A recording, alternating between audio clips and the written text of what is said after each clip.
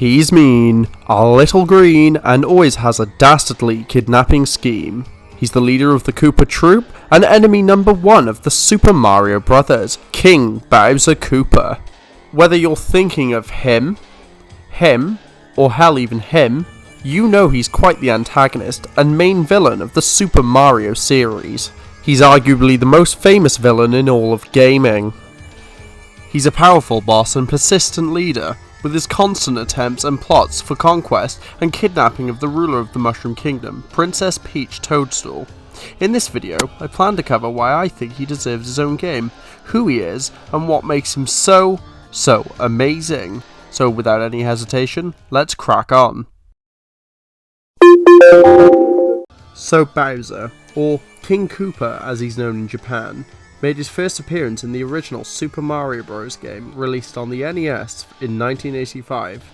Apart from his absence in games like Super Mario Bros. 2 or the Super Mario Land series, Bowser is generally the main villain, and overtook Donkey Kong as the main antagonist of the Mario series, and has kept that title ever since, even nearly 40 years on. Bowser's character and design was done by the brainstorming of Shigeru Miyamoto, who, if you didn't know, is the father of the Mario series as a whole, and mother of Bowser Jr. Wait, what? He had the desire to introduce a more formidable antagonist, and so, Donkey Kong was shelved for the time being, with the Koopa King being brought in to serve the purpose of the villain for the Super Mario Bros. Game.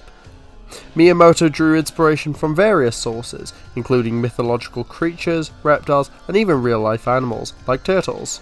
And namely, he was a big fan of the story Journey to the West, and specifically drew inspiration from the character known as the Ox King.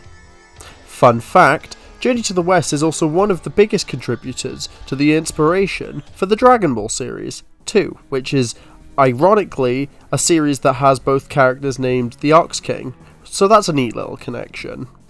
Since he was introduced, Bowser's character has evolved to many moments of complexity, humour, and even vulnerability, particularly in games like Super Mario RPG Legend of the Seven Stars and Super Mario Sunshine.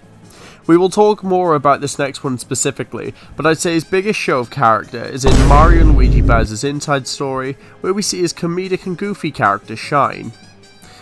Beyond the main series, Bowser has appeared in numerous spin-off games, and some of which are the Mario Kart series, where he competes against Mario and his friends, and even his own subordinates. He is also a powerhouse in the Super Smash Bros. Series, where he is a playable character alongside other Nintendo reps.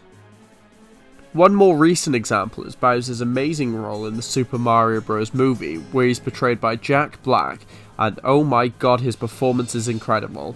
So aside from a few rare examples like in Sunshine, Bowser's generally not known to have much speech aside from grunts and noises, so to hear that he'd have a speaking role definitely shocked quite a lot of people, but instead, Jack Black and the writing team of the movie managed to perfectly reflect his character in his voice and mannerisms. Oh, and song.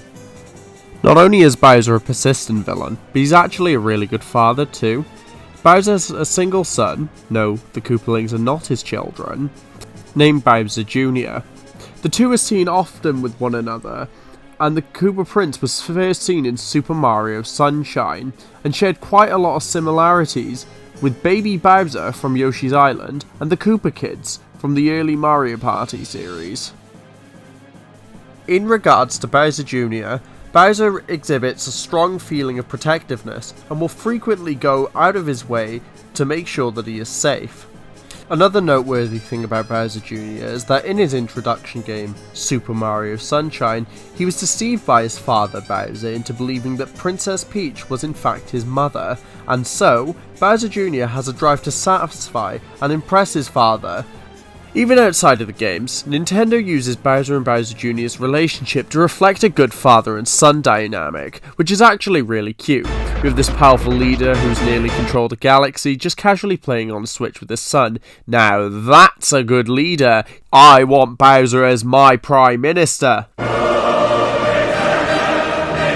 But anyway, that's Bowser.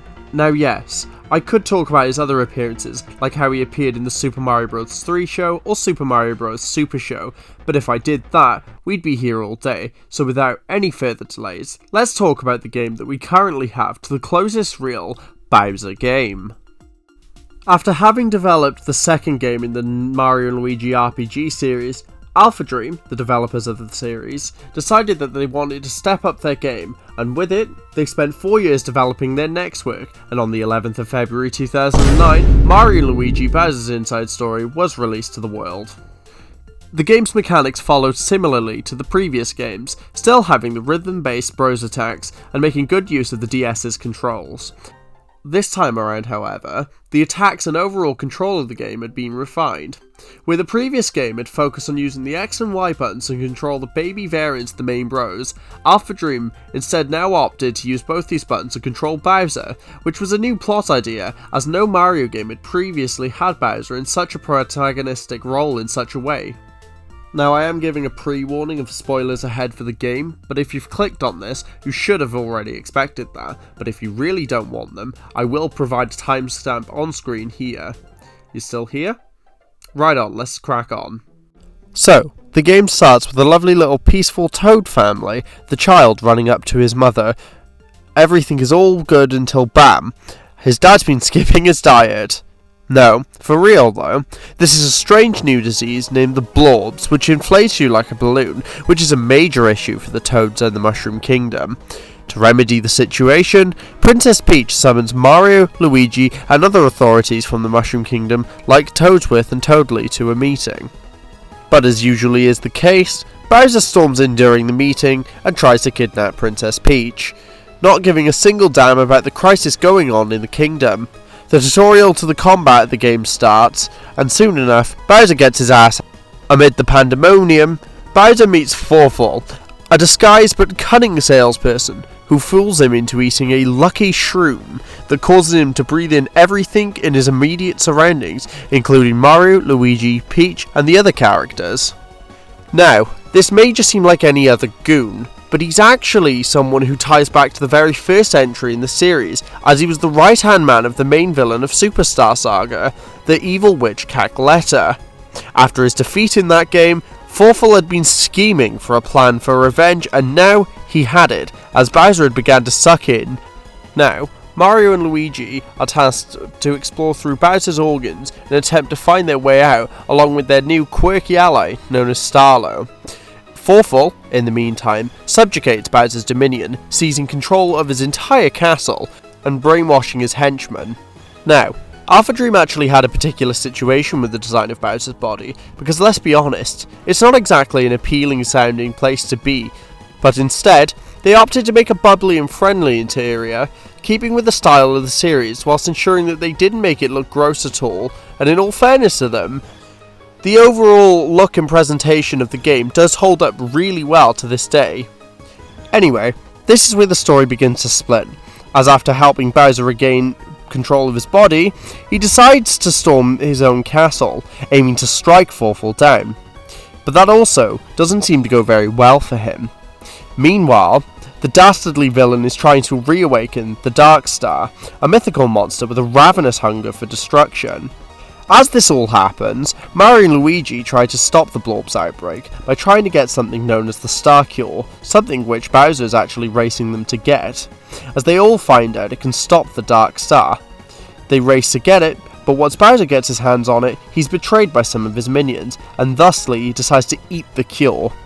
Eventually, Bowser breaks out and stops Forfall once and for all, but as he gets there, Forfall empowers his minion Midbus for his and Bowser's rematch, and now, Bowser fights a boss known as Blizzard Midbus. This proved to not be enough to stop the Mad Turtle, and now, Forfall decides to use Peach to reawaken the Dark Star, and succeeds, where he tries to absorb the star's power. He does manage to absorb some of the power, but meanwhile, the Dark Star's on its own quest, copying Bowser's DNA to empower himself, and after a skirmish with the Mario Bros, the ghostly Dark Star escapes Bowser's body, also now hunting Forfall down to complete his power. Now, Bowser kicks the crap out of Forfall after tracking him down, but this proves to be a mistake, as now, he is weak, and finally, the Dark Star is complete, forming the ominous, mysterious, and awesome Dark Bowser. Now, I am fully of the belief that we should see this guy in more games. I mean, he is just a really cool character. Yes, he's just a recolor of Bowser, but that doesn't really matter at the end of the day. He's the best mirror we have of the character, so I think we should definitely see him in more stuff. Nintendo needs to make that happen. I mean, I really love the character so much. I mean, I even have this figure here, this Bowser amiibo. Granted, it's just a painted recolor, and the paint's fading slightly, but I still think it's really cool. I mean, you know. In the end, Bowser, Luigi and Mario all team up to oppose Fawful and Dark Bowser, as the former fights the brutish mirror in a hand-to-hand brilliant combat battle, whilst the latter fight inside of Bowser's body, striking down Fawful, who had mutated into a spider-like monster. All this is happening while one of the best themes blasts from the crispy speakers of the Nintendo DS, which you were able to hear previously in this video. After beating Dark Bowser, Fawful tries but fails to self-destruct, only expelling the inhaled things from Bowser's body and bringing the game to a close, and now we find ourselves at the end. At the conclusion, Bowser head back to his castle, Mario and Luigi bid their new friends farewell, and Peach thanks everyone for helping save the kingdom.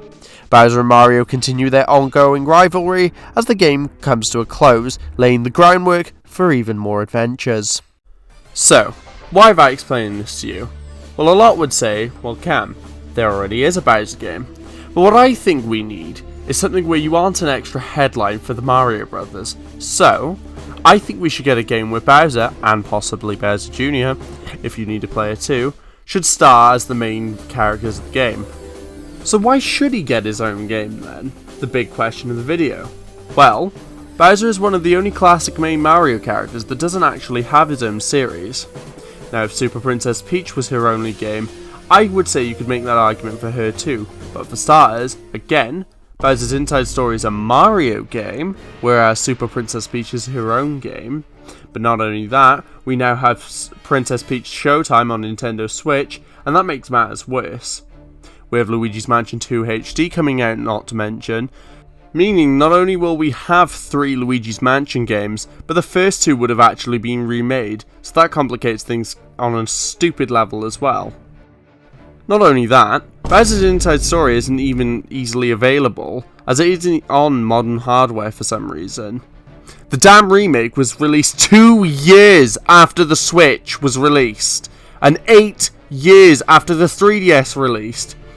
So I know I'm going on a slight tangent, but come on, Nintendo. I understand Superstar being remade. It made the entire series available in one place, but Bowser's Inside Story was already available on the hardware via backwards compatibility. I should know. I beat it on my new 2DS, so what the hell, Nintendo? I'm fully convinced if Bowser's Inside Story was released in 2019 on the Switch, it would have sold triple to what the original sold. Instead, it sold pennies and is what some people consider to be the killer of the Alpha Dream company. But yeah, we have Luigi games, now Peach games, and we have had 2 sets of Wario games for years at this point. Although a new entry in one of those series hasn't been set since the Wii era, but considering we also have Yoshi's games, it's kind of taking the mick here. Now some might say, well, we don't need another Mario series, we have enough, especially with how oversaturated rosters like Smash or Mario Kart is. But honestly, I think if they did it right and they did it well, would people really complain? Now another reason I think Bowser needs his own story is because he's, as I mentioned earlier, one of, if not the most influential villains in gaming, and has such a rich history of moves and techniques that Nintendo could easily enough pull from to make a diverse game for him. Although the Mario games aren't very rich for lore, what they do have is badass settings for Bowser as well, like his dramatic fiery castles, banger rock themes for when he appears, and hell, even some of his minions like Drybones are just so cool. I feel like especially with how well Jack Black's Bowser was received in the Mario movie as well, and considering how there's a second movie on the way, a perfect game to sandwich between them would be a Bowser game, featuring everything that made people love the character, like his intimidating stature, his designs, and even his goofy softer side. Especially even if we have Junior or hell even the Koopalings in the game. Now anyway, I think we should start to cook up some ideas for what this game could actually look like.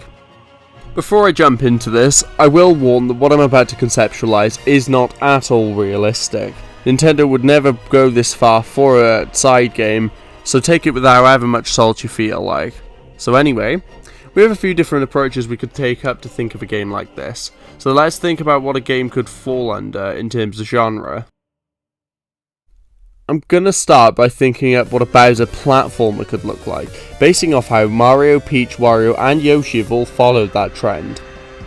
What I would like to see is more of a collectathon type of game, sort of similar to something like Yoshi's Island, where you have to rescue Bowser's minions. They had elements of that in Bowser's Inside Story, with you having to save minions from Fawful's cages, but here I think they could definitely expand on that, and show how Bowser is towards his subordinates, giving a really anti-hero type of persona to him, like they have done previously, despite its kidnapping nature.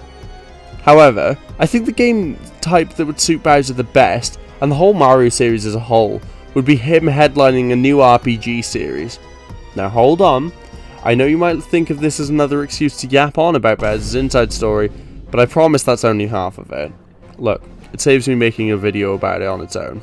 But anyway, we currently have the Super Mario RPG and Thousand Year Door remakes fresh on the mind, which, don't get me wrong, are both fan favourite and excellent games, but we haven't actually seen anything new from either of the RPG series since 2020's Paper Mario the Origami King, and hell, Mario & Luigi Paper Jam, which was 8 years ago.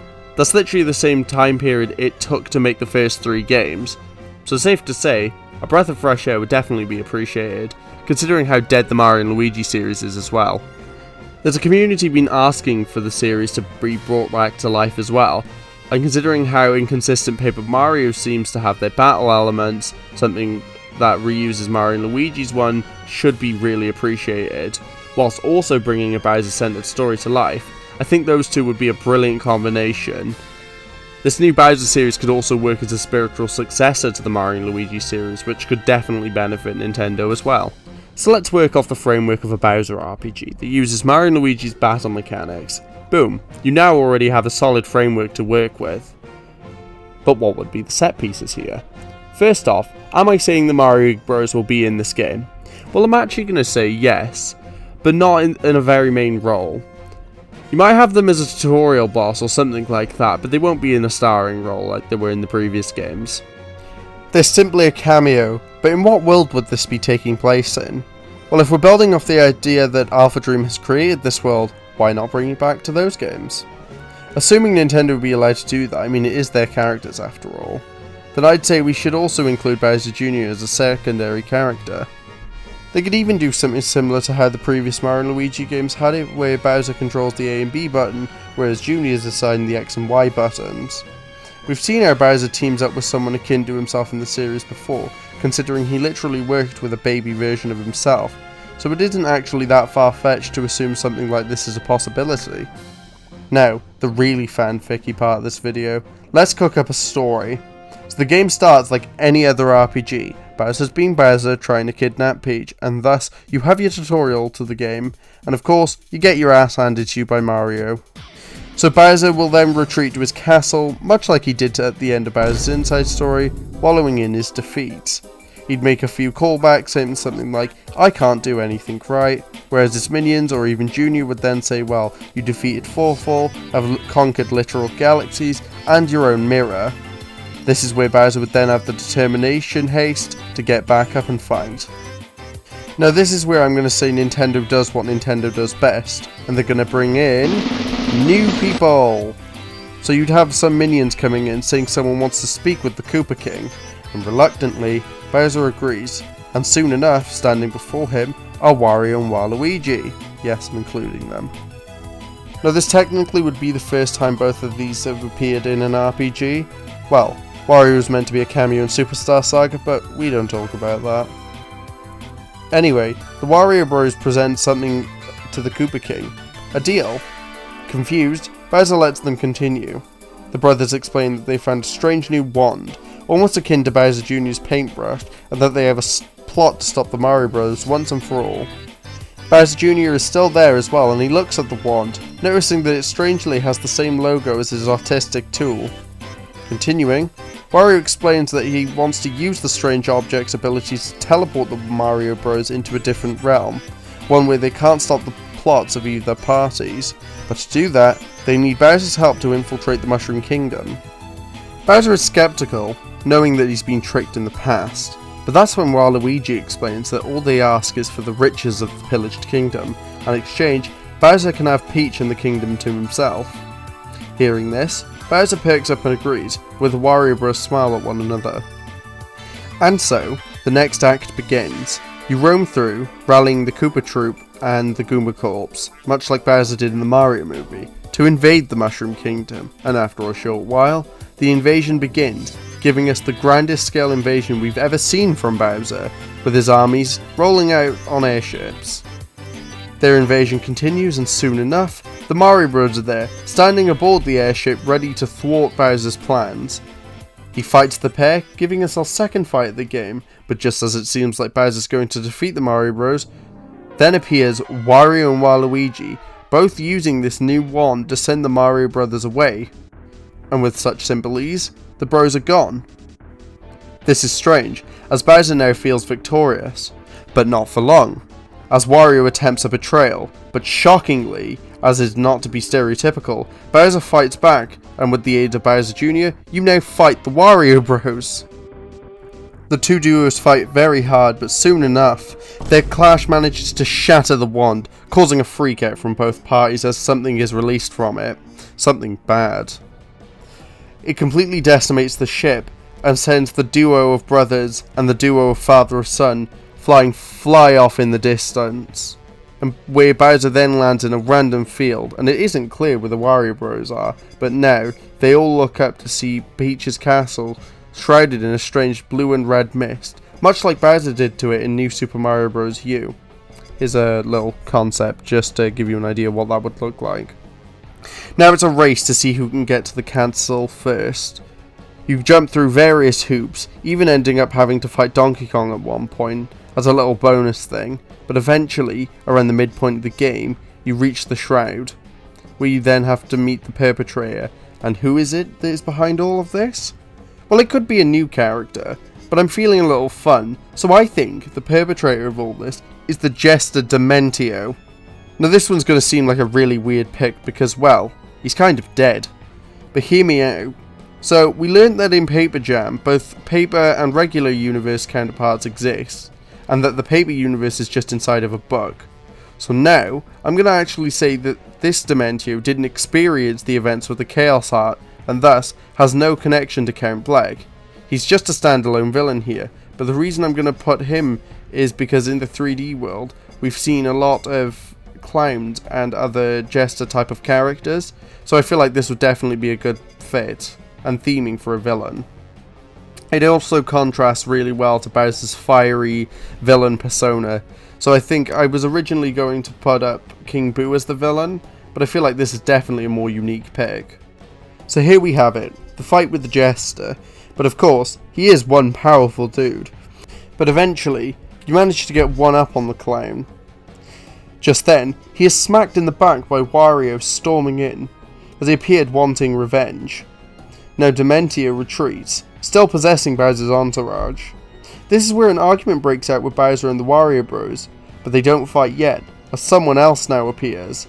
Now let's go with another unique pick. This one's definitely going to catch you off guard, and it's someone that hasn't actually been seen since the 80s, as out of nowhere, Wart, the Frog King, appears. As it turns out, he's actually the right-hand man of this clown, and overall orchestrator of this operation, along with Dementio. He managed to make Bowser and the Wario Bros retreat.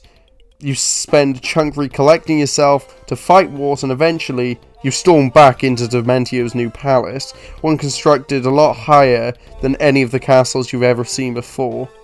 And finally, it's time to take down Wart, where you then find out Dementio basically is trying to do something to destroy everything. Think this universe's equivalent of the Chaos Heart. Now, Dementio's plan begins to work, corrupting everything, and soon, you're left with him now weaponizing this, as he becomes, let's call him Superior Dementio, or something like that. This is roughly near the end of the game as well, so you would have had a lot of time to get techniques and abilities, and I have definitely skipped a lot of the game, so just be aware of that as well. This fight uses everything you have in the game as well.